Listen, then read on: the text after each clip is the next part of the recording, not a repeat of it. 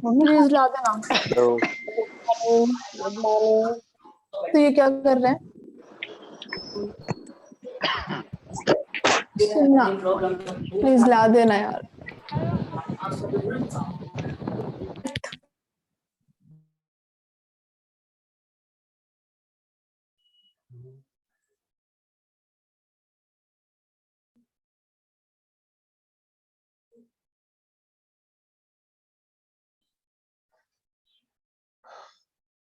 Share screen.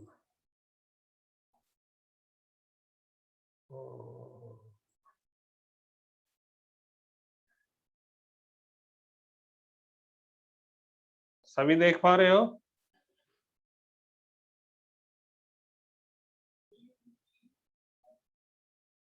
ठीक है बेटा, ओके ठीक है। तो good morning to all of you. पूरी मॉड्यूल बन गई, बहुत अच्छी बात है। अच्छा, कल वाला बेटा मॉड्यूल से एक बार रीडिंग लगा लेना उसको, ठीक है।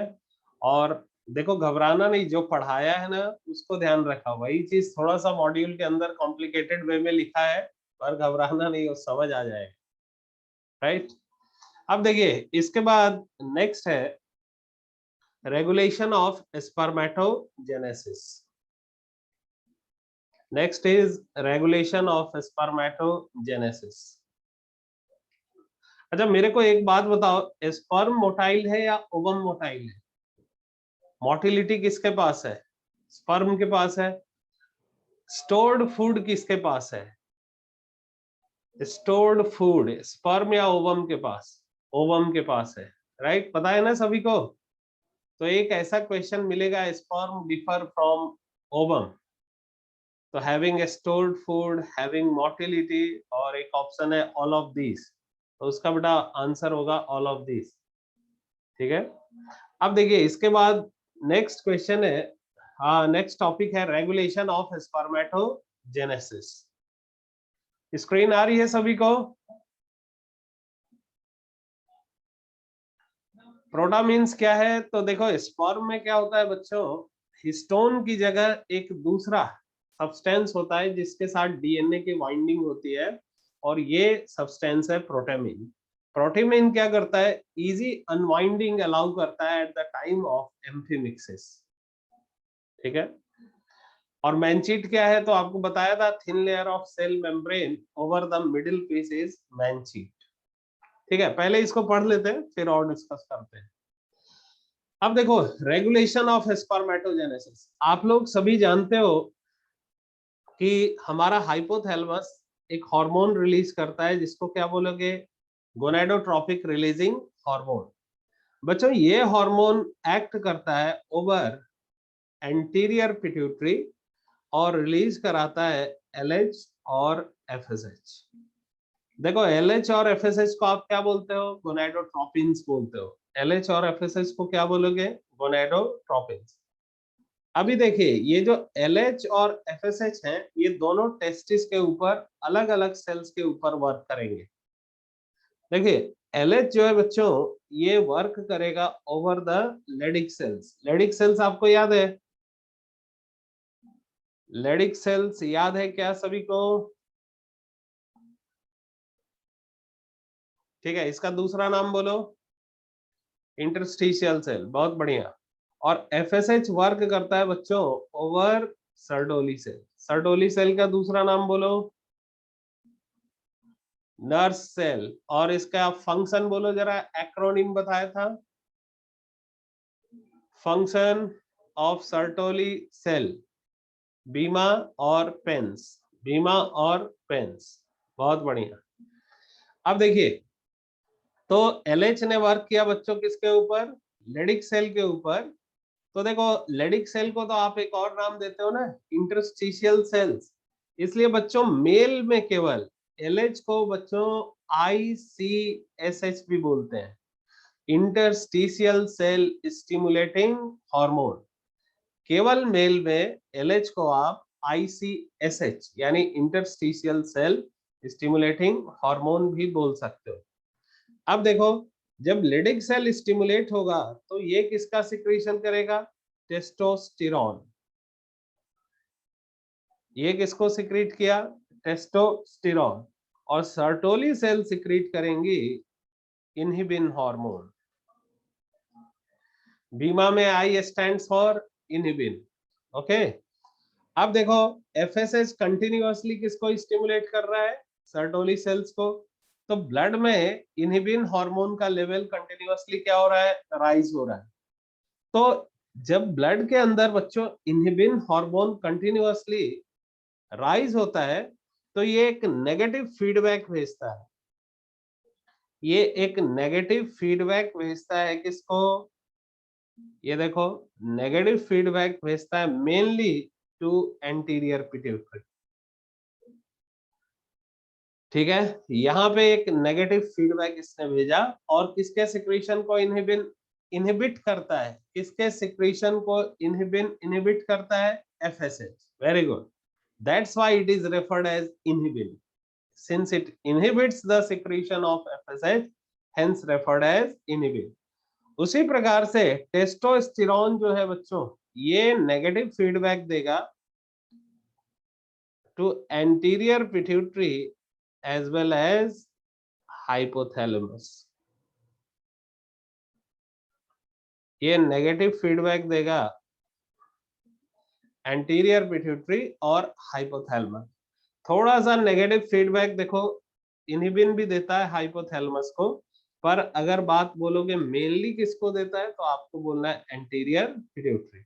ओके, तो इस तरीके से अगर ब्लड में टेस्टोस्टेरॉन का लेवल बढ़ेगा, सुनो ध्यान से बोलना, ब्लड में यदि टेस्टोस्टेरॉन का लेवल इंक्रीज होगा तो बताइए ब्लड का एलएच और एफएसएच लेवल इंक्रीज होगा या डिक्रीज होगा? डिक्रीज होगा ना। तो एक का लेवल बढ़ा तो दूसरे का डिक्रीज हुआ, और बेटा इसी को क्या बोलते हो आप?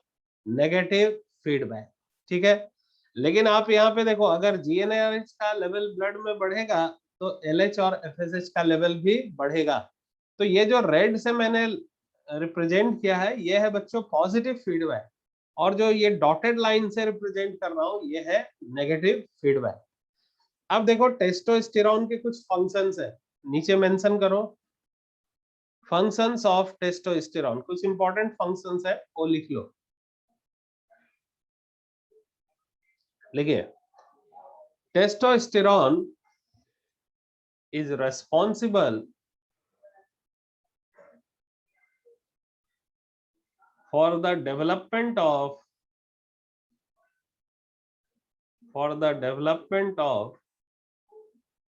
germinal epithelium, for the development of germinal epithelium of seminiferous tubule। ये बेटा इसका प्राइमरी फंक्शन है, मेन फंक्शन ये है। ठीक है, सेकेंड फंक्शन लिखो, सेकेंड फंक्शन लिखो, इट facilitates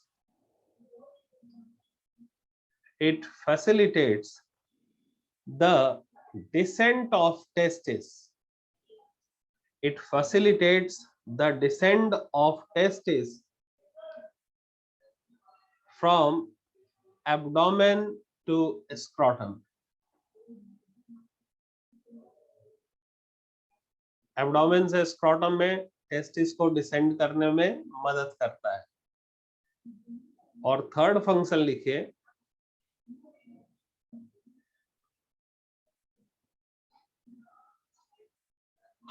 हाँ ये फर्स्ट स्लाइड बेटा, थर्ड फंक्शन लिखो,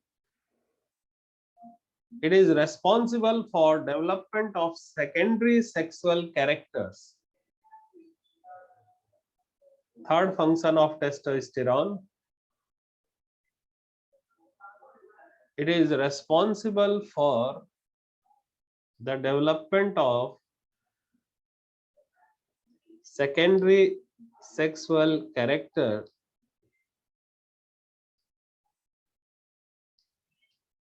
in males.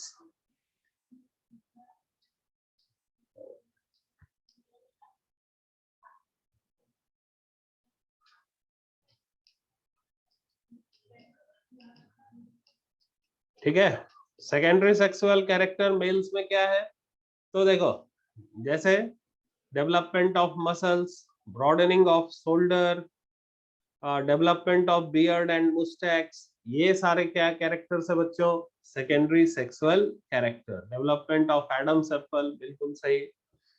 तो आईसीएसएच का पूरा नाम इंटरस्टिशियल सेल स्टिमुलेटिंग हार्मोन।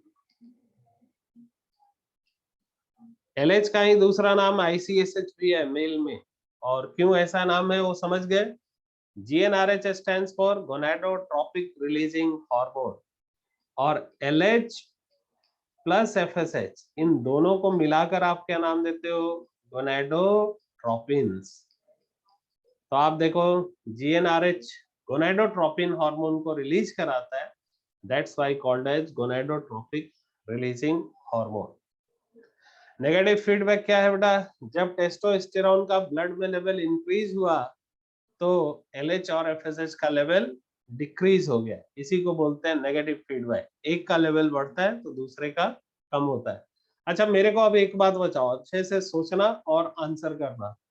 ये बताओ अगर ऑर्काइडेक्टोमी कर दिया, टेस्टिस को रिमूव कर दिया किसी मेल में, तो उसका blood level of LH FSH बढ़ेगा या कम होगा, इंक्रीज होगा डिक्रीज होगा? फिर से सुनना, टेस्टिस को रिमूव कर रहे हैं तो गोनाडोट्रोपिन्स का लेवल ब्लड में इंक्रीज होगा या डिक्रीज होगा? टेस्टोस्टेरोन को हमने हटा दिया, टेस्टिस हटा दिया, इसका मतलब टेस्टोस्टेरोन हटा दिया। टेस्टोस्टेरोन बच्चों कैसा फीडबैक दे रहा था, नेगेटिव, वो उनके सिक्रीशन को रोक रहा था ना। और इसीलिए क्या होता है, ऑर्काइडेक्टोमी के बाद, कैस्ट्रेशन के बाद ब्लड लेवल ऑफ एलएच और एफएसएच बढ़ जाता है। चलो ऐसा लिख लो, नीचे नोट डालो, एक लिखिए, after castration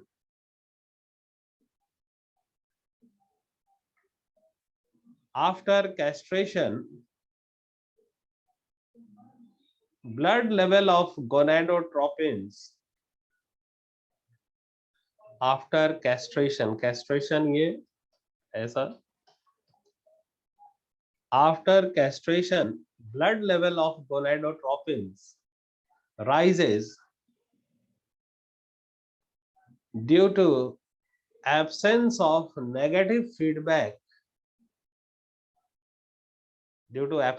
negative feedback by testosterone, due to absence of negative feedback by testosterone। ठीक है, तो ये हो गया बच्चों रेगुलेशन। अब देखो हमने तीन चीजें पढ़ ली, मेल सेक्स ऑर्गन पढ़ लिए, फीमेल सेक्स ऑर्गन पढ़ लिए, गैमिटोजेनेसिस पढ़ लिया। अब हम चौथा पढ़ने जा रहे हैं, structure of ovary.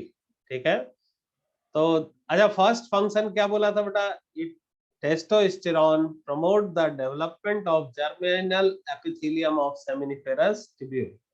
Castration is removal of testis, first lecture में बताया था। अब देखिए इसके बाद नेक्स्ट आ रहे हो, स्ट्रक्चर ऑफ ओवरी। बहुत ध्यान से देखना, आज बहुत सारे इंपॉर्टेंट चीज पढ़ने हैं। स्ट्रक्चर ऑफ ओवरी, देखो बेटा ओवरी आप जानते हो primary sex organ of female है। सबसे पहले अगर इसकी हम पोजीशन की बात करें तो जैसे देखो एक आटे को लो और उसके ऊपर थंब से प्रेस करो, तो थंब से प्रेस करोगे तो एक डिप्रेशन बन जाएगा ना, ऐसा ही डिप्रेशन होता है पेल्विक फ्लोर पे, और उसको बोलते हैं ओवेरियन फोसा। तो ओवरी पोजीशन की अगर बात करें तो ovary is situated inside, it is situated inside ovarian fossa।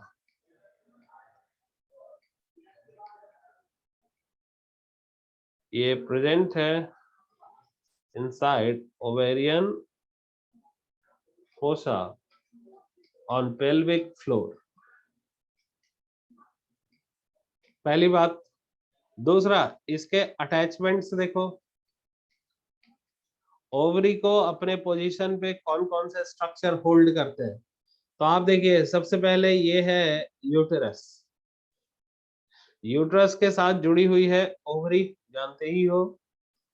ये बड़ा यूटेरस के साथ एक लिगामेंट है और इस लिगामेंट के साथ अटैच है ओवरी, इस तरीके से। और अब देखो यहाँ पे क्या, फैलोपियन ट्यूब।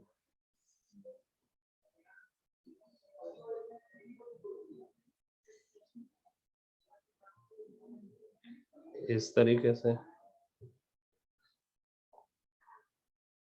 तो देखो ओवरी को ये जो लिगामेंट जोड़ के रख रही है, यहाँ पे जो लिगामेंट आप देख रहे हैं, इसको बोलते हैं बच्चों ओवेरियन लिगामेंट।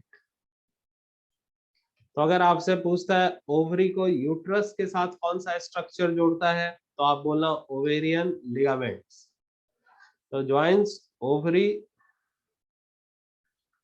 विथ यूटेरस, पहली बात। दूसरी बात देखो क्या होता है, ये जो यूट्रस आप स्ट्रक्चर देख रहे हो ना, ये यूट्रस फैलोपियन ट्यूब, ये पेल्विक फ्लोर से भी जुड़े होते हैं। ये देखिए, ये बेटा पेरिटोनियम की एक लेयर है, ये जो मैं बना रहा हूं ना, ये पेरिटोनियम की लेयर है जो यूट्रस को किसके साथ जोड़ के रखी हुई है। ये मैं लिख रहा हूं, ये है पेल्विक फ्लोर। ठीक है। तो देखिए यूट्रस को पेल्विक फ्लोर पे, यूट्रस ओवरी फैलोपियन ट्यूब सभी को पेल्विक फ्लोर पे ये जो स्ट्रक्चर जोड़ के रखी है, देखो ये एक सीट की तरह दिख रहा है, चादर की तरह दिख रहा है, जो यूट्रस से लेकर फैलोपियन ट्यूब तक पूरे स्ट्रक्चर को कवर कर रहा है। इस ब्रॉड सीट को हम बोलते हैं ब्रॉड लिगामेंट। इसको नाम भी क्या बोल देते हैं, ब्रॉड लिगामेंट। तो इस शीट को नाम दे रहे हो ब्रॉड लिगामेंट। अब जरा यहां ध्यान से देखना, ब्रॉड लिगामेंट का जरा ये वाला पार्ट देखो तो, ब्रॉड लिगामेंट का थोड़ा सा हिस्सा क्या ओवरी को भी कवर कर रहा है, कर रहा है। ब्रॉड लिगामेंट का कुछ हिस्सा ओवरी के ऊपर भी तो है ना। तो इस हिस्से को बोलते हैं बच्चों मीजो ओवेरियन। ब्रॉड लिगामेंट का हिस्सा जो ओवरी के ऊपर है, इसको बोलते हैं मीजो ओवेरियन। ठीक है, चलो ऐसा नीचे लिख लो, मैं बोल दे रहा हूं। ठीक है, broad ligament, broad ligament is thick sheet of peritoneum, is thick sheet of peritoneum which joins uterus,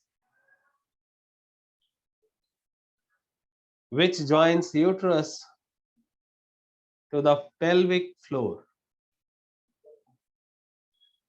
ilium ischium pubis बेटा पेल्विस बनाती है ना, तो उसके साथ इसको जोड़ती है। तो broad ligament is thick sheet of peritoneum which joins uterus with pelvic floor। अब देखिए नेक्स्ट स्ट्रक्चर लिखो, मीजो ओवेरियन। एक मीजोरचियम हम लोगों ने पढ़ा था, ये है मीजो ओवेरियन। लिखो, the part of broad ligament, the part of broad ligament which lie over the ovary,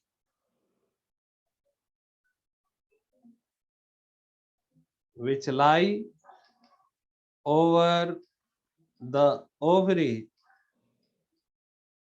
is referred as meso-ovarian.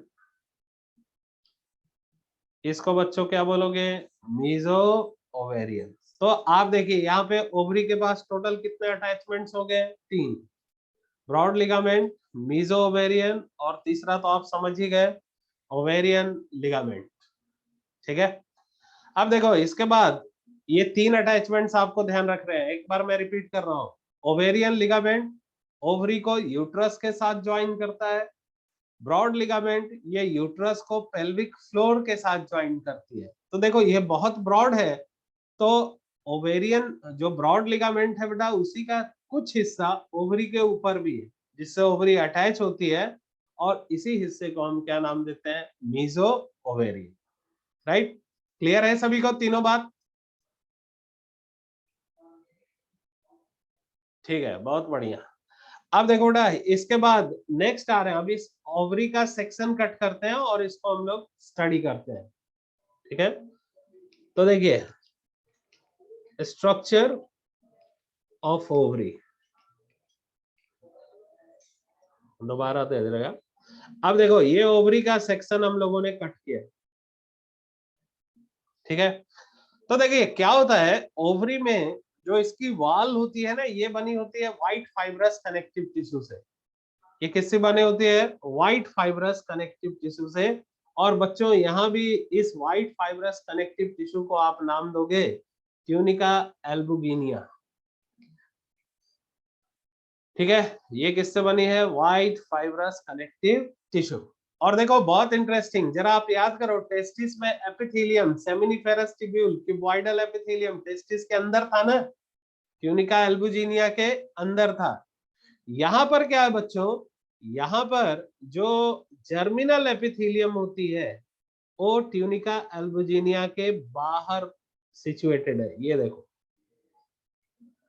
Germinal epithelium, जो सिंपल क्यूबॉइडल एपिथेलियम है, ये बाहर की तरफ इस प्रकार से सिचुएटेड है, इस तरीके से। ठीक है, तो ये जर्मिनल एपिथेलियम। देखो शुरू में साइंटिस्ट को क्या लगा कि ये जो जर्मिनल एपिथेलियम है यही ओवम को फॉर्म करती है, लेकिन बेटा जैसे जैसे माइक्रोस्कोपी डिस्कवर होती गई, हमें ये पता चला कि जर्मिनल एपिथेलियम कोई काम नहीं करती, बस ये प्रोटेक्ट करती है, ओवरी को कवर करके रखती है। तो नाम तो आज भी इसका जर्मिनल एपिथेलियम ही है, पर आप ऐसा नहीं सोचना कि ये ओवम को फॉर्म करती है। ओवम का फॉर्मेशन कहाँ पे होता है? यॉर्क सैक पे।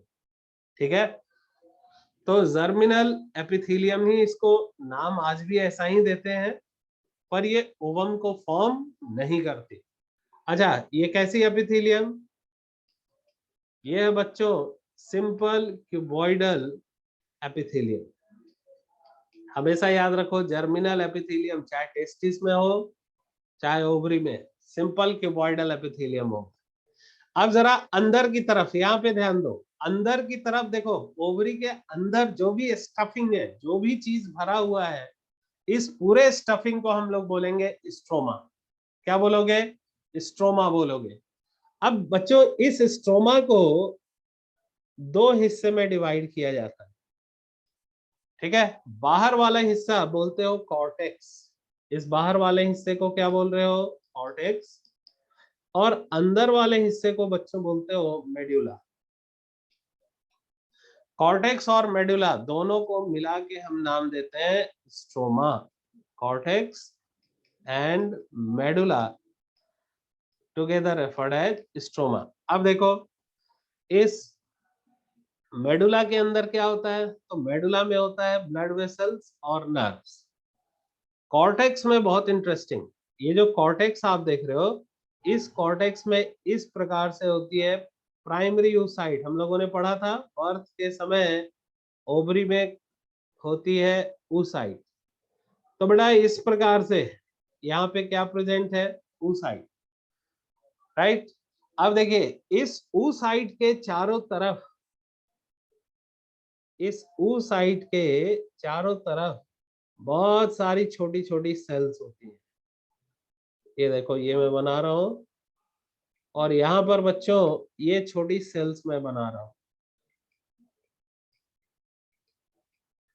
ठीक है, इस तरीके से उस साइड के चारों तरफ छोटी छोटी सेल्स होती हैं।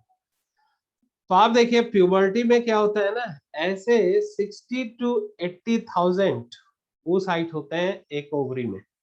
ठीक है, ईच ओवरी कंटेन्स, ये देखो कॉर्टेक्स में क्या मिलेगा, कॉर्टेक्स में मिलेगा oocyte surrounded by granulosa cell. अब इसको हम नाम देंगे प्राइमरी फॉलिकल, जिसका नंबर कितना है बच्चों, एक ओवरी में 60 to 80,000 एट प्यूबर्टी। ठीक है, तो एक तो मिलेगा आपको कॉर्टेक्स में प्राइमरी फॉलिकल, और कुछ स्ट्रक्चर मिलेंगे इस प्रकार से, देखो ये स्पिंडल सेल लाइक स्ट्रक्चर ऐसे। ये जो बड़ा स्पिंडल शेप स्ट्रक्चर आप देख रहे हो ना, इनको बोलते हैं thecal sales, thecal oblique stromal cells बोलते हैं। ठीक है, तो कॉर्टेक्स में आपको दो चीजें मिलेंगे, one is primary follicle and second is thecal या स्ट्रोमल सेल। ठीक है, मेडुला के अंदर आपको मिलेंगी ब्लड वेसल्स, लिम्फ वेसल्स, और मिलेंगे नर्व। चलो अब मेरे को बताओ, कॉर्टेक्स और मेडुला को मिलाकर क्या बोल रहे हो, कॉर्टेक्स और मेडुला को मिलाकर क्या नाम दोगे, स्ट्रोमा। ये बात सभी को क्लियर हो गया। अच्छा, ओवरी के अंदर पूछा आपको कौन सी फाइब्रस टिश्यू होती है, तो क्या नाम, ओवरी में कौन सी fibre, white fibrous connective tissue, जिसको बच्चों कोलेजन भी बोलते हैं। ठीक है, हाँ बेटा ये लॉन्गिट्यूडनल सेक्शन है। ठीक है, ये जो सेक्शन देख रहे हो ये लॉन्गिट्यूडनल है। ठीक है, तो इस तरीके से मेरे ख्याल से बहुत सिंपल स्ट्रक्चर। ओवरी में टोटल आप बोलना कितने लेयर, 4। बाहर की तरफ कौन सी, एपिथेलियम, जर्मिनल, उसके अंदर ट्यूनिका एल्बुजिनिया, उसके अंदर कॉर्टेक्स। कॉर्टेक्स में दो चीजें मिलेंगी, प्राइमरी फॉलिकल और क्या मिलेंगी, थीकल सेल्स, और लास्ट में मिलेगा मेडुला। तो इस तरीके से बच्चों ये है स्ट्रक्चर ऑफ ओवरी।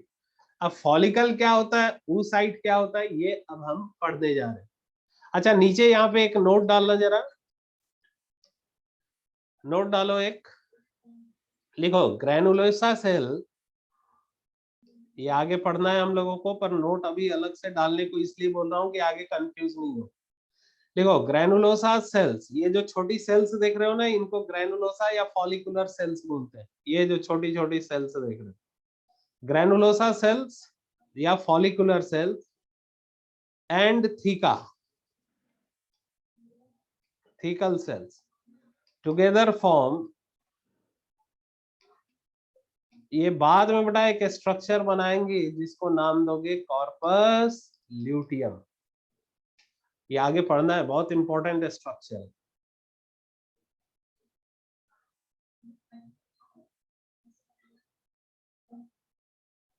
ठीक है, तो इस तरीके से, तो granulosa cell, thecal cell together form corpus luteum.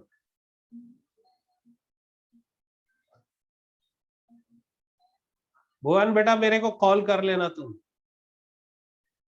Stromal cells, oocyte and follicular, वो अभी हम लोग पढ़ रहे हैं बेटा। oocyte और फॉलिकल में क्या डिफरेंस है वो अभी पढ़ेंगे। हाँ, कॉर्पस ल्यूटियम बच्चों टेम्पोररी एंडोक्राइन ग्लैंड होता है, तो जानते हो आप। ठीक है, तो अब नेक्स्ट बहुत इंपॉर्टेंट हम लोग पढ़ने जा रहे हैं, और ये ध्यान से सीखना, नहीं तो क्या होगा आगे मेंस्ट्रुअल साइकिल में बहुत दिक्कत आएगा समझने में।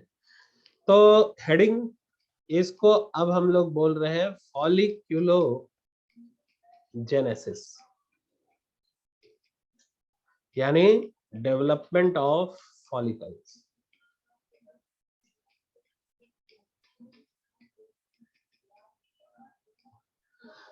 अच्छा सुनो, अब पहला क्वेश्चन तो यही अराइज होता है, फॉलिकल और oocyte में क्या डिफरेंस है। तो देखो ये है बच्चों oocyte। ठीक है, ये हम लोग पढ़ चुके हैं। माइटोसिस और मियोसिस जिस सेल के अंदर होता है उसको क्या बोल रहे हो?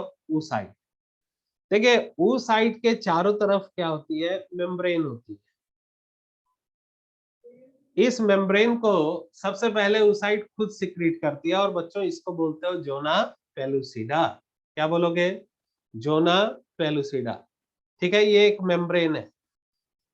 इसके बाद इसके चारों तरफ आपने अभी देखा छोटी छोटी सेल्स हैं, और ये जो आप देख रहे हो ये दूसरी मेम्ब्रेन लेयर है।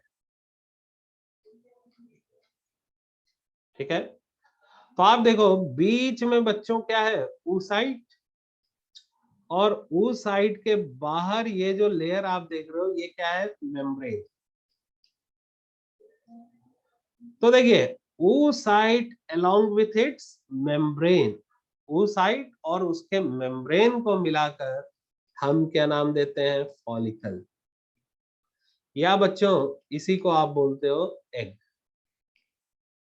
तो जब oocyte मेम्ब्रेन से घिरा हो तो बच्चों क्या नाम दोगे? फॉलिकल या एग। फॉलिकल का मतलब होता है स्मॉल बैग, एक छोटा सा बैग। हाँ, और यही बेटा प्राइमरी oocyte डिवाइड होकर क्या बनाएगा? सेकेंडरी oocyte, और बाद में यही क्या बनाएगा? ओवम। तो ओवम भी मेम्ब्रेन से घिरा हुआ होता है। अब हम ये हम लोग पढ़ने जा रहे हैं, पहले देख लो, सब अभी डाउट क्लियर हो जाए। ठीक है, तो एक एक करके हम लोग सारे फॉलिकल्स को पढ़ते हैं। तो देखिए बर्थ से पहले क्या होता है? जो बर्थ से पहले ओवरी में जो फॉलिकल होती है, देखो जरा स्ट्रक्चर, ये है बेटा oocyte। oocyte के चारों तरफ क्या होता है? इस प्रकार से फ्लैट सेल्स की लेयर होती है। ठीक है ना, oocyte के चारों तरफ ये होती है फ्लैट सेल की लेयर। देखिए ये है बच्चों oocyte surrounded bye flat sales. इसको नाम दोगे प्राइमोर्डियल फॉलिकल। इसको क्या नाम दिया? Primordial follicle. ये तो पहला फॉलिकल जो ओवरी के अंदर इंट्रा यूट्राइन लाइफ में बनता है बच्चों, उसको बोलते हो प्राइमोर्डियल फॉलिकल। ये देख लो, ये ध्यान है ना सभी को? इसको ध्यान रखो, अभी शेयर तो करूंगा ही। ठीक है, फॉलिकल ध्यान रखिए क्या होता है।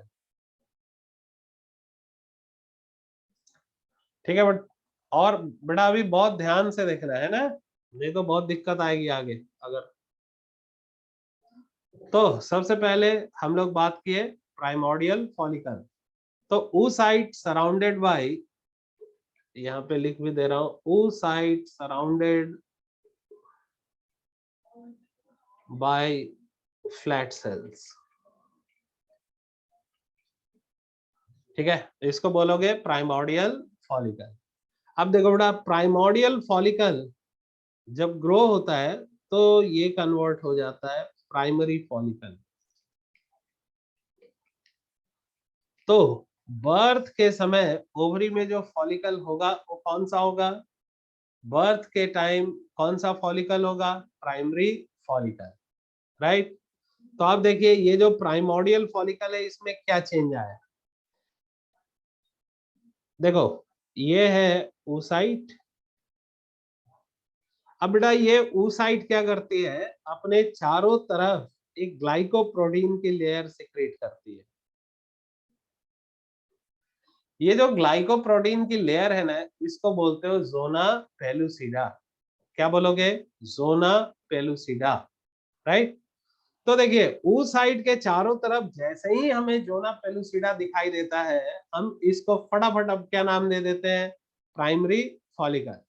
और अब देखो जोना पेलुसिडा के चारों तरफ अभी भी क्या अटैच है? इसके चारों तरफ अभी भी अटैच हैं छोटी छोटी सेल्स, और इन सेल्स को ही हम नाम दे रहे हैं ग्रैनुलोसा सेल्स। अच्छा ये बताओ ग्रैनुलोसा सेल्स के बीच में सीमेंटिंग सब्सटेंस क्या है?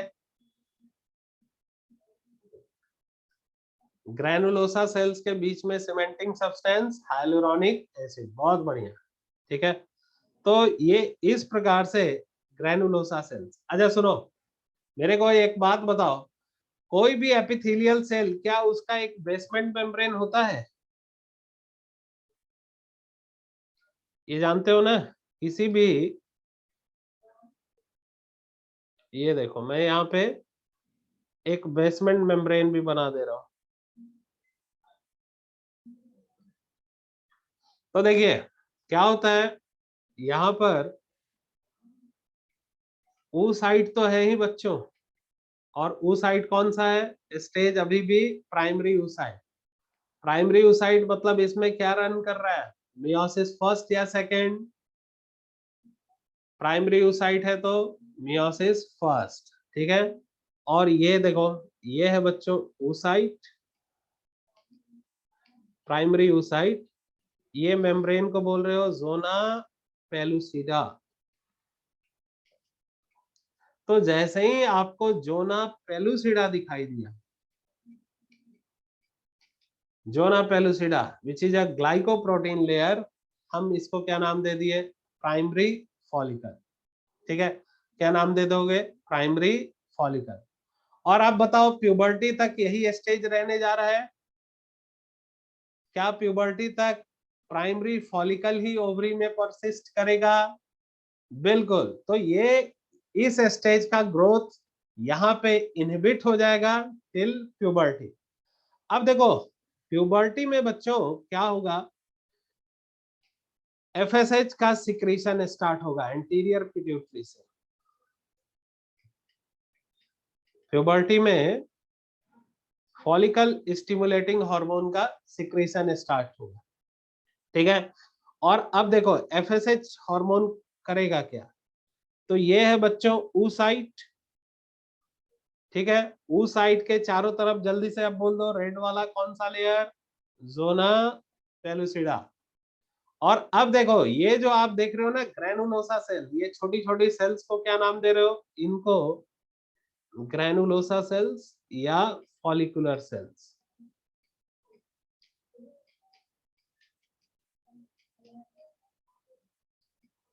ठीक है। सुनो क्या होता है बेटा, ये जो ग्रैनुलोसा सेल्स और फॉलिकुलर सेल्स आप देख रहे हो,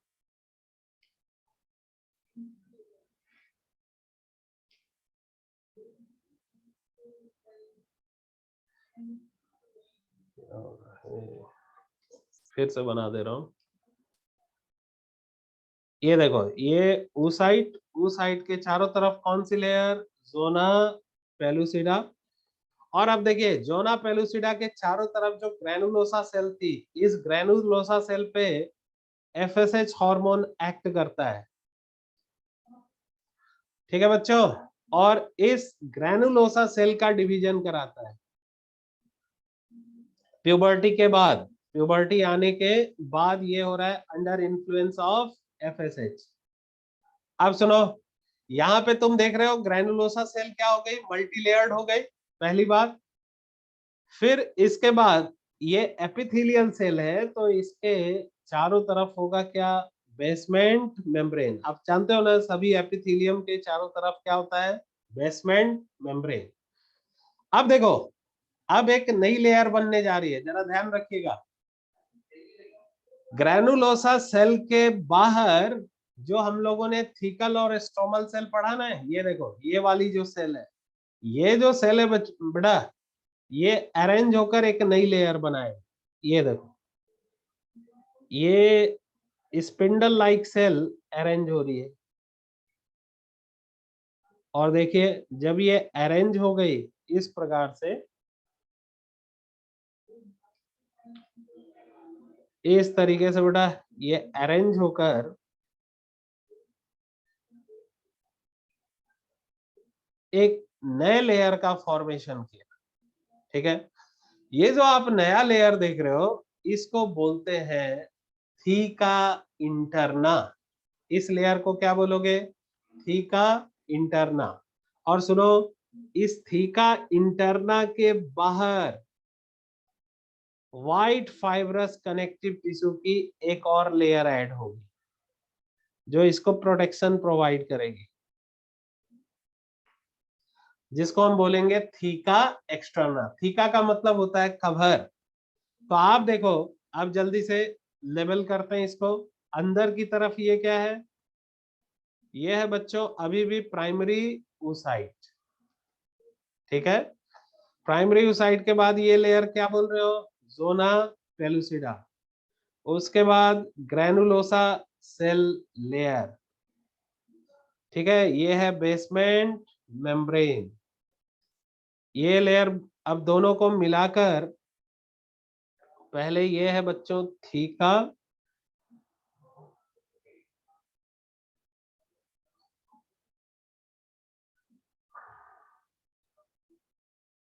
ये देखो ये जो लेयर देख रहे हो ये है थीका इंटरना,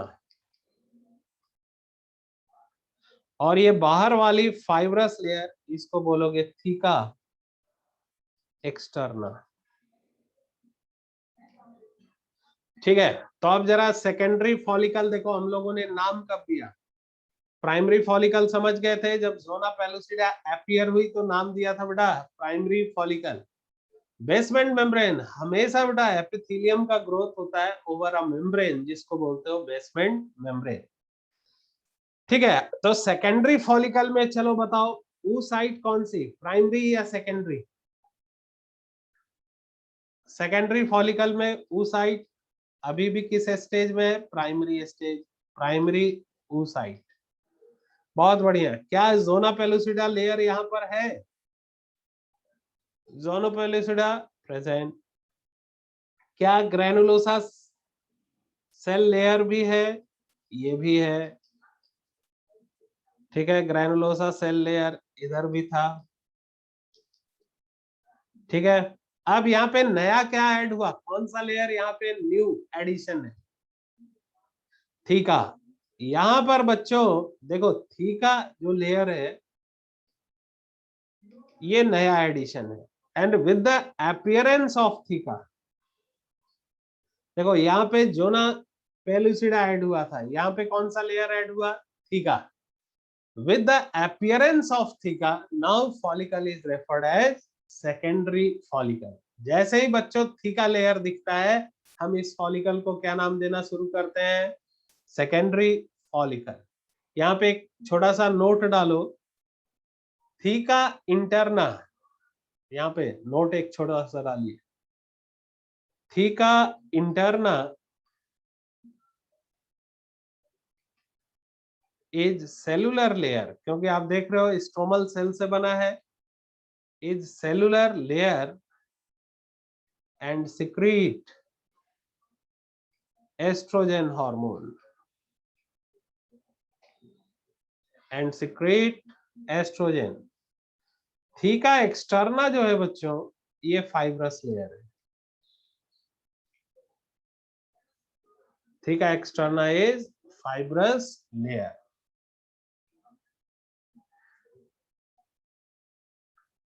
तो थीका इंटरना बेटा सेलुलर लेयर है, स्ट्रोमल सेल से बना हुआ, और थीका एक्सटर्ना किससे बना हुआ है? ये white fibrous connective tissue, fibrous layer. तो प्राइमरी और सेकेंडरी फॉलिकल में क्या सभी को डिफरेंस क्लियर है? अभी तक कोई डाउट तो नहीं? नो, बहुत बढ़िया। तो प्राइमरी में होता है जोना पेलुसिडा, सेकेंडरी में आ गया बच्चों कौन सा लेयर? Theca layer. अब सुनो, ध्यान से सुनना, ये जो ग्रैनुलोसा सेल आप देख रहे हो ना ग्रीन वाले, ये वाले, ये डेवलपिंग ग्रैनुलोसा सेल बच्चों एक लिक्विड को सिक्रीट करता रहता है। ग्रैनुलोसा सेल जब जब डिवाइड करता है ये बच्चों लिक्विड को सिक्रीट करता रहता है, लेकिन आप जरा याद करो फॉलिकल के चारों तरफ तो फाइब्रस लेयर है, तो ये लिक्विड यहां से बाहर ऊज आउट नहीं कर पाता, ठीक है।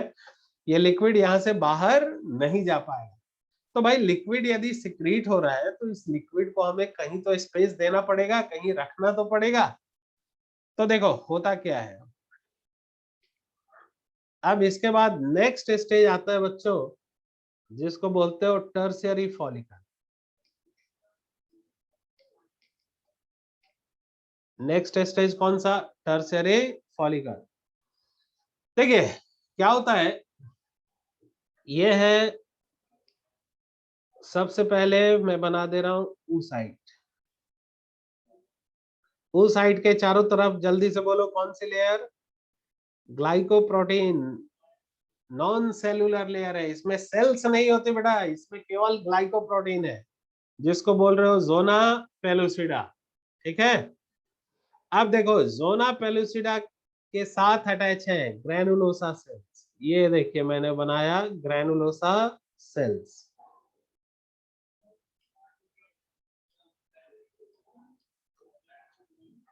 इस प्रकार से बच्चों ग्रैनुलोसा सेल की बहुत सारी लेयर होती है। लेकिन अब देखो आपको बताया ये ग्रैनुलोसा सेल क्या सिक्रीट कर रही है? लिक्विड। डिवाइडिंग ग्रैनुलोसा सेल क्या सिक्रीट करती है? लिक्विड। और इस लिक्विड को स्पेस देने के लिए देखो यहाँ पे बहुत सारी छोटी छोटी कैविटीज फॉलिकल में अपीयर हो जाती है, जहां पे ये लिक्विड स्टे करेगा। तो बच्चों ये छोटी छोटी कैविटीज अपीयर हो रही है। ठीक है,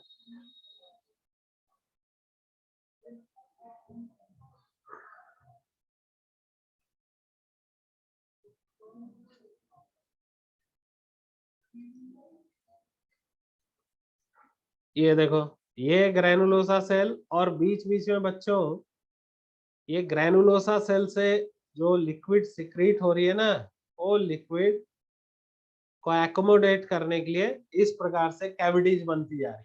तो ये कैविटीज कैसे बन रही है?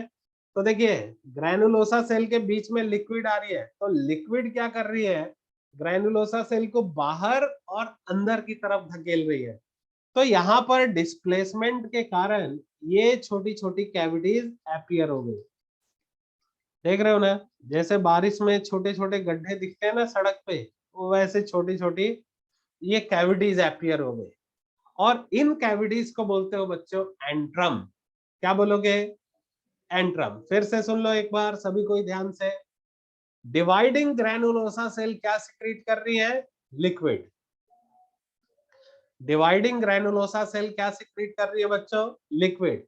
पर आप याद करो कि oocyte के चारों तरफ तो इस प्रकार से मेम्ब्रेन है, बेसमेंट मेम्ब्रेन और थीका एक्सटर्ना, ऐसा मेम्ब्रेन है।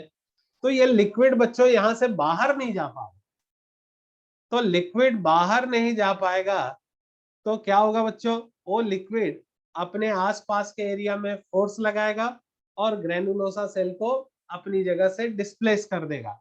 डिस्प्लेसमेंट के कारण हमें छोटे छोटे स्पेस दिखाई देते हैं, और ये जो छोटे स्पेस आप देख रहे हो यहाँ पे, इस स्पेस को बोलते हैं, इस कैविटी को बोलते हैं antrum. An antrum is filled with liquid, जिसको बोलते हैं बच्चों लिकर फॉलिकुलाई। ठीक है, तो इस कैविटी को क्या नाम दे रहे हो बच्चों? एंट्रम। और एंट्रम के अंदर जो फ्लूइड फील्ड है उस फ्लूइड को क्या बोल रहे हो? लिकर फॉलिकुलाई। ठीक है, बाकी सारे स्ट्रक्चर्स वैसे ही रहेंगे। नया स्ट्रक्चर यहाँ पर क्या अपीयर हुआ? नया स्ट्रक्चर क्या अपीयर हुआ? एंट्रम। एंट्रम सभी को क्लियर है क्या? ठीक है, तो antrum is formed by degeneration of granulosa cell और displacement of granulosa cell. Antrum कैसे बना? बाय डीजेनरेशन और डिस्प्लेसमेंट। डिस्प्लेसमेंट, बहुत बढ़िया। अब देखो बेटा, इसके बाद फिर से वही बाहर में बोलो, स्पिंडल शेप सेल की लेयर को क्या नाम दोगे? ये देखिए स्पिंडल शेप सेल लेयर, क्या नाम था इसका सेलुलर लेयर का? इसको बोल रहे हैं थीका इंटरना। Very good. और थीका इंटरना कौन सी हार्मोन को सिक्रीट कर रही है? ये थीका इंटरना, बहुत बढ़िया, ये एस्ट्रोजन सिक्रीट कर रही है। और ये है बच्चों थीका एक्सटर्ना, जो फाइब्रस लेयर है। ठीक है, इन दोनों को मिला के अब मैं थीका लिख दे रहा हूं बस। चलो अब बताओ यहाँ पे फिर से वही बात, oocyte। अब यहाँ पे देखो, यहाँ पे सेकेंडरी oocyte आ गया। oocyte कौन सा? Secondary oocyte। ठीक है, यहाँ पे क्या जोना पेलुसिडा प्रेजेंट है? प्रेजेंट है। क्या ग्रेनुलोसा सेल लेयर भी है? ग्रेनुलोसा सेल लेयर भी है। क्या यहाँ पर बच्चों थीका भी है? थीका भी प्रेजेंट है। नया स्ट्रक्चर क्या आया? एंट्रम। ये है new structure. With addition of antrum, now follicle is referred as tertiary follicle. Theca का मतलब है बेटा कवर। ठीक है, तो now with addition of antrum, follicle is called, how it is secondary oocyte। Divya बेटा याद करो, अंदर जो oocyte है इसमें क्या चल रहा है? मियोसिस चल रहा है, याद आ रहा है आपको? तो जब मियोसिस फर्स्ट कंप्लीट हो जाता है तो क्या बोलते हैं? Secondary oocyte। तो यहाँ पे बच्चों इस जगह पे मियोसिस चल रहा है, और जब तक मियोसिस फर्स्ट चलता है हम प्राइमरी oocyte बोलते हैं, और जैसे ही मियोसिस सेकेंड स्टार्ट होता है, क्या नाम देते हो? Secondary oocyte। हाँ बेटा, ये फ्लूइड जो है बिकॉज ऑफ फाइब्रस लेयर बाहर नहीं निकल पा रहा है और यहीं पे एक्यूमुलेट होता जा रहा है, तो अभी इसको हमने नाम दिया टर्सरी फॉलिकल। अब सुनो नेक्स्ट स्टेज, बहुत इंटरेस्टिंग। अब ये जो टर्सरी फॉलिकल है फर्दर डेवलप होगा तो कन्वर्ट होगा किसमें? Graafian follicle. ये किसमें कन्वर्ट होगा? ग्राफियन फॉलिकल बोलोगे या मैच्योर फॉलिकल बोलोगे? ग्राफियन फॉलिकल या इसी को क्या बोलोगे? Mature follicle. ऐसा नाम क्यों देते हैं? तो इसको डिस्कवर किया था, it was discovered by D graph. अच्छा, ग्राफ की स्पेलिंग देखना, GRAAF है, डबल ए। तो discovered by D graph in mammalian ovary. याद रखिए, Graafian follicle is characteristic of mammalian ovary. अगर फ्रॉग के ओवरी में आप ग्राफियन फॉलिकल ढूंढोगे तो वो नहीं मिलेगा। हाँ, टर्शियरी फॉलिकल जब मैच्योर होता है, देखो ना अभी अंतर समझ आएगा बेटा। प्रगति, टर्शियरी फॉलिकल और ग्राफियन फॉलिकल में डिफरेंस, और ग्राफियन का स्पेलिंग सही कीजिए, AAF। अब सुनो, अब डिफरेंस क्या है ग्राफियन फॉलिकल और टर्शियरी फॉलिकल में? बहुत इंटरेस्टिंग डिफरेंस। देखो, ये हम लोगों ने क्या बनाया था बीच में? oocyte। oocyte के चारों तरफ लेयर बोलिए कौन सी? जोना पेलुसिडा। ठीक है, अब जरा ध्यान देना, क्या होता है बेटा? ये जो ग्रेनुलोसा सेल लेयर है, जरा यहाँ पे नोटिस करो, ग्रेनुलोसा सेल लेयर अभी जोना पेलुसिडा के चारों तरफ इसी प्रकार से अरेंज है, पर अब ये ग्रेनुलोसा सेल लेयर, इसमें स्पेसिफिक अरेंजमेंट होने जा रहा है। बहुत ध्यान से देखिएगा, ये जो ग्रेनुलोसा सेल लेयर है बच्चों, ये अरेंज होता है क्योंकि इस पे प्रेशर लग रहा है फ्लूइड का। तो ग्रेनुलोसा सेल्स की कुछ, देखिए कुछ ग्रेनुलोसा सेल्स अंदर की तरफ अरेंज हो गए, इस प्रकार से अटैच है किसके साथ? जोना पेलुसिडा के साथ। ये देखो, तो आप यहां पर देखिए, जो ग्रेनुलोसा सेल्स है, बहुत सारी ग्रेनुलोसा सेल्स किसके साथ अटैच हो गई? Zona pellucida. बहुत सारी ग्रेनुलोसा सेल्स, क्योंकि प्रेशर लग रहा है ना, तो प्रेशर लगने के कारण बेटा बीच में एक स्पेस बनेगा, ठीक है, जिसमें वो लिक्विड फिल होगा। तो ग्रेनुलोसा सेल को देखो डिस्प्लेस करके बाहर की तरफ धकेल दिया गया है। ये देखिए, बहुत सारी ग्रेनुलोसा सेल्स ये बाहर चली गई, कहां पे? Towards periphery. और ये किससे अटैच है? ये अटैच है बेसमेंट मेम्ब्रेन से। ठीक है, तो अभी देखो, ग्रेनुलोसा सेल की एक लेयर जो जोना पेलुसिडा के साथ जुड़ी है, और दूसरी लेयर जो बाहर बेसमेंट मेम्ब्रेन के साथ जुड़ी है। तो देखिए, जो यहां पर जुड़ी हुई है ये वाली जोना पेलुसिडा के साथ, इसको बोलते हो बच्चों कोरोना रेडिएटा। ग्रेनुलोसा सेल जो जोना पेलुसिडा के साथ अटैच है, बेटा देखो ये थीका किधर गई, अभी थीका मैंने बनाया ही नहीं तो किधर क्या गई, पहले जो बता रहा हूं उस पर ध्यान दिया कीजिए, आगे नहीं भागिए। तो ये है कोरोना रेडिएटा, राइट। ये मेम्ब्रेना ग्रैनुलोसा बेसमेंट मेम्ब्रेन के साथ जो जुड़ी हुई है बच्चों, इसको नाम दे रहे हो मेम्ब्रेना ग्रैनुलोसा।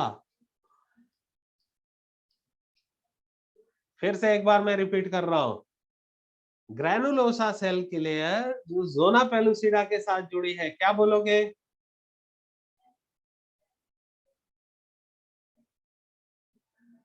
क्या बोलोगे?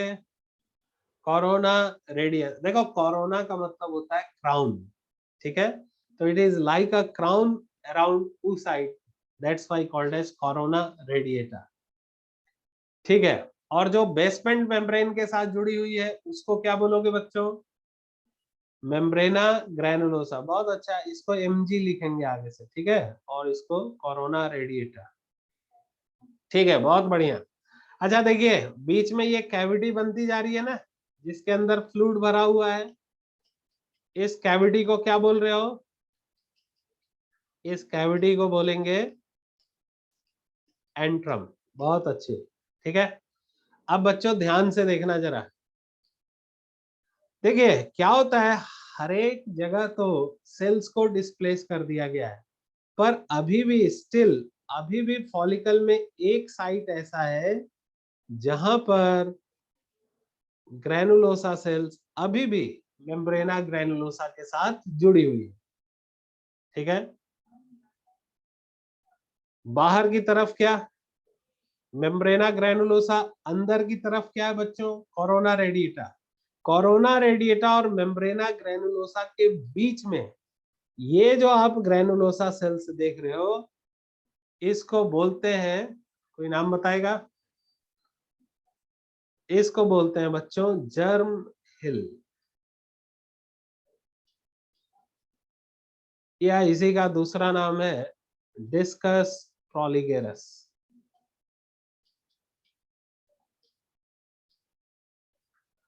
डिस्कस प्रोलिगेरस, ठीक है।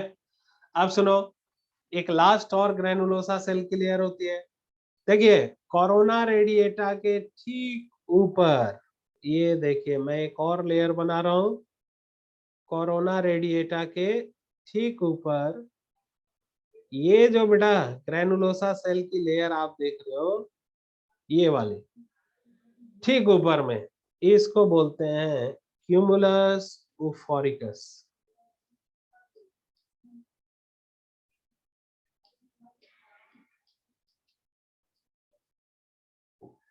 क्या बोलोगे? क्यूमुलस उफोरिकस या उफोरस, सी ओ बोलना, ठीक है, इसको बोलना जर्म हिल। तो अगर मैं अब आपसे पूछूं कि ग्रैनुलोसा सेल की टोटल कितनी लेयर बन गई, आंसर 4 लेयर्स। और ये चारों लेयर क्या सभी को क्लियर है? क्योंकि ये बहुत इंपॉर्टेंट है। बिल्कुल, तो बेटा जब ग्रैनुलोसा सेल ये चारों लेयर बना देती है, अब आप फॉलिकल को बोल सकते हैं ग्राफियन फॉलिकल या मैच्योर फॉलिकल, ठीक है। अच्छा सुनो, अब थीका कहाँ होगा? ऑब्वियस सी बात है, थीका इसके बाहर होता है, तो चलो उसको भी बना देते हैं। ये है बेटा थीका इंटरना, स्पिंडल सेल्स। ये जो सेल्स आप देख रहे हो, ये है थीका इंटरना, ये रहा थीका इंटरना।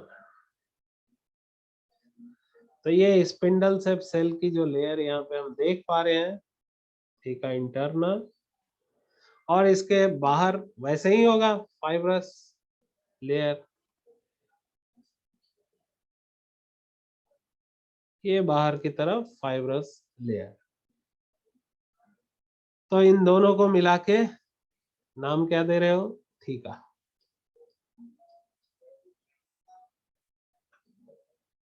ठीक है, चलो अब फिर से यहाँ हम लोग लिख लेते हैं। अब देखो oocyte कौन सी, यहाँ पे सेकेंडरी oocyte है। ग्राफियन फॉलिकल में कौन सी oocyte होती है, सेकेंडरी oocyte। अच्छा चलो अब ये बताओ, एक ग्राफियन फॉलिकल के अंदर कितने oocyte होते हैं?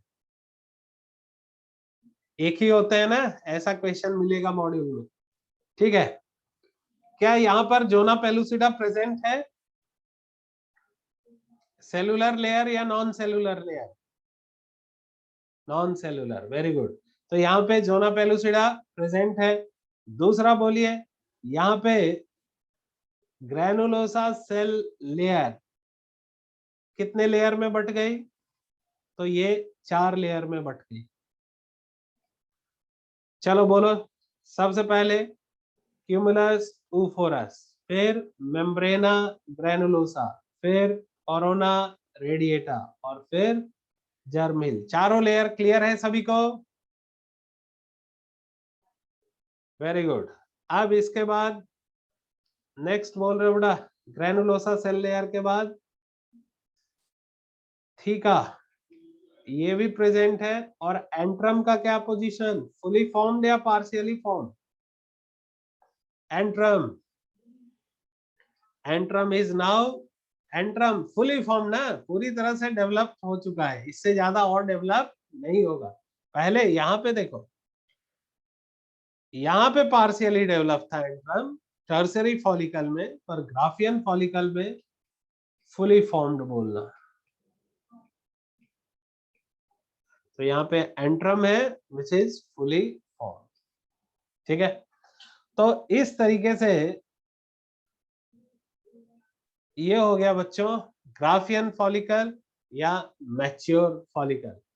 हाँ सलोनी, क्या डाउट है बेटा, बोलो। जर्म हिल क्या होता है? जो आप यहाँ पे देखिए, कोरोना रेडिएटा और मेम्ब्रेना ग्रैनुलोसा के बीच में जो ग्रैनुलोसा सेल्स होते हैं उनको जर्म हिल बोलते हैं। जोना पेलुसिडा नॉन सेलुलर है बेटा, क्योंकि ये ग्लाइकोप्रोटीन का बना है। हाँ क्या डाउट है तनिषा, बोलो। Antrum is a cavity which appear inside follicle. अच्छा सुनो, जिसको भी डाउट होना मेरे को मैसेज कर देना या कॉल कर लेना, ठीक है। ग्राफियन फॉलिकल के स्ट्रक्चर में तो कोई डाउट नहीं किसी को ना, और जो छोटे मोटे डाउट हैं वो कॉल कर लेना या पूछ लेना। नंबर कितनी बार दिया, फिर से लिखो।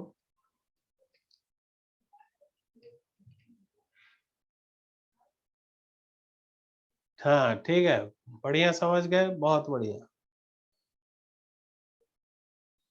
ठीक है। अब सुनो, अब जो काम की चीज है ध्यान रखो। देखो बेटा, ये जो फॉलिकल अब आप देख रहे हैं ना, शुरू में ये फॉलिकल का साइज, प्राइमोडियल फॉलिकल, ये देखिए, ये प्राइमोडियल फॉलिकल, इसका साइज था 0.1 माइक्रोमीटर, कितना छोटा। और अब देखो, जब यही फॉलिकल ग्राफियन फॉलिकल में चेंज हो गया है तो इसका साइज बढ़ के हो गया है 10 to 20 मिलीमीटर। ग्राफियन फॉलिकल का साइज कितना, 10 to 20 मिलीमीटर। अच्छा, ये पूरा डेवलपमेंट कहाँ हुआ, ओवरी के कॉर्टेक्स में हुआ या ओवरी के मेडुला में? ये जो पूरा प्रोसेस चला है फॉलिकल के डेवलपमेंट का, ये कॉर्टेक्स में चला या मेडुला में? फॉलिकल्स किधर मिलते हैं, कोई कोई मेडुला लिख रहा है। फॉलिकल्स किधर है भाई, ओवरी के कॉर्टेक्स में है या मेडुला में? तो कॉर्टेक्स में है, तो ऑब्वियस सी बात है ये पूरा जो प्रोसेस है फॉलिकुलोजेनेसिस का, ये कहां पे रन करेगा, कॉर्टेक्स में। क्लियर है सभी को? ये पूरा बच्चों प्रोसेस कॉर्टेक्स में चला। तो बेटा एक फॉलिकल, सुनना अब जरा ध्यान से सुनो बच्चों, ये जो फॉलिकल जिसका साइज 0.1 माइक्रोमीटर था, कितना था शुरू में, 0.1 माइक्रोमीटर, अब ये बढ़ के साइज कितना हो गया है, 10 to 20 मिलीमीटर। अब बताइए, अगर साइज 10 to 20 मिलीमीटर कॉर्टेक्स में हो रहा है, तो बताओ क्या कॉर्टेक्स की वॉल के ऊपर प्रेशर एक्सर्ट होगा, इसकी दीवारों पे प्रेशर एक्सर्ट होगा? बिल्कुल होगा। और इसी प्रेशर के कारण बेटा क्या होता है, ओव्यूलेशन। जरा देखो यहाँ पे, ये हेडिंग दीजिए, ओव्यूलेशन।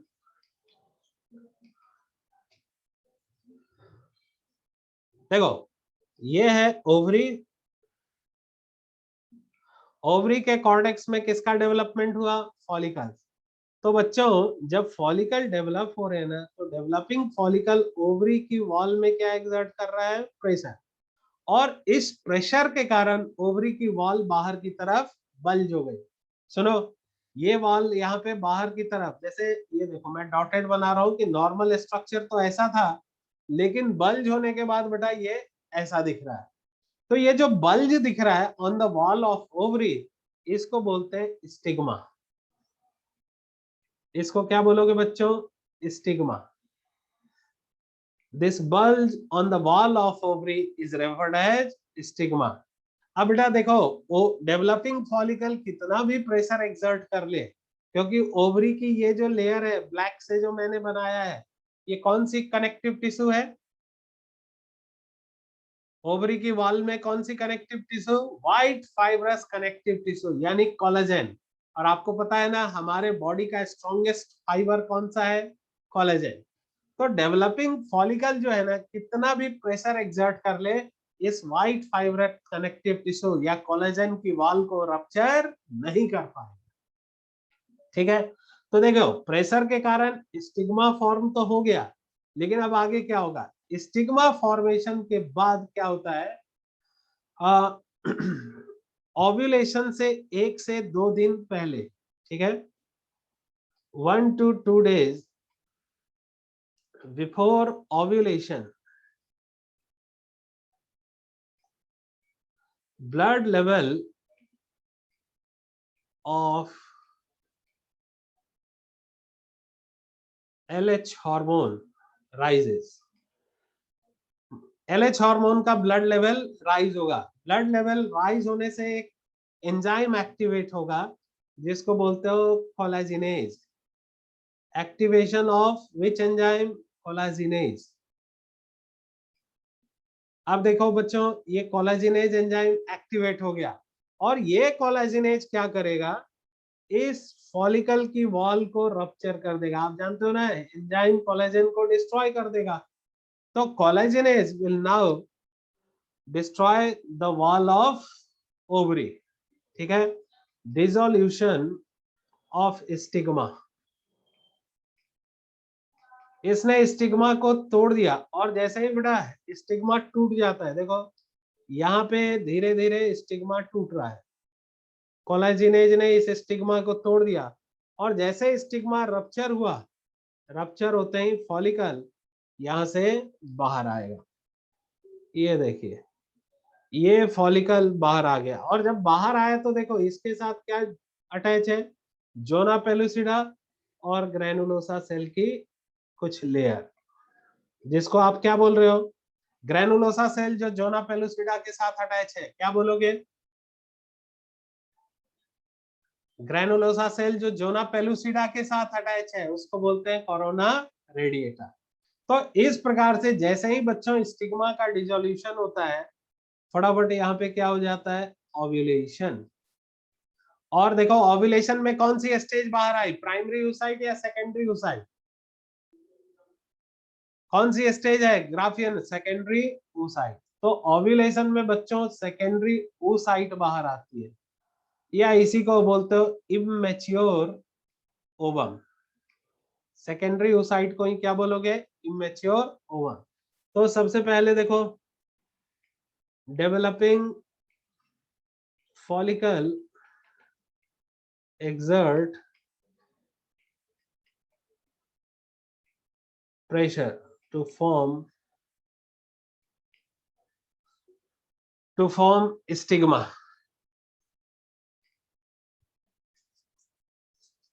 ठीक है, ऐसा लिख लो, उसके बाद स्टिग्मा बनने के बाद क्या हुआ बच्चों, 1 से 2 दिन पहले ब्लड में कौन सा हार्मोन लेवल इंक्रीज हुआ, एलएच। एलएच ने किसको एक्टिवेट किया, कोलेजिनेज। कोलेजिनेज ने किसको डिस्ट्रॉय किया, स्टिग्मा, और इसके कारण क्या हुआ, ओव्यूलेशन। ये बेटा मैं कल एक बार फिर से रिपीट कर दूंगा, ठीक है, घबराने की जरूरत नहीं, आज इतना ही पढ़ते, ठीक है। सारी बात समझ गए हो, ठीक है। अभी जितना पढ़ा है उतना, और फोन नंबर तो लिख दिया मनीष।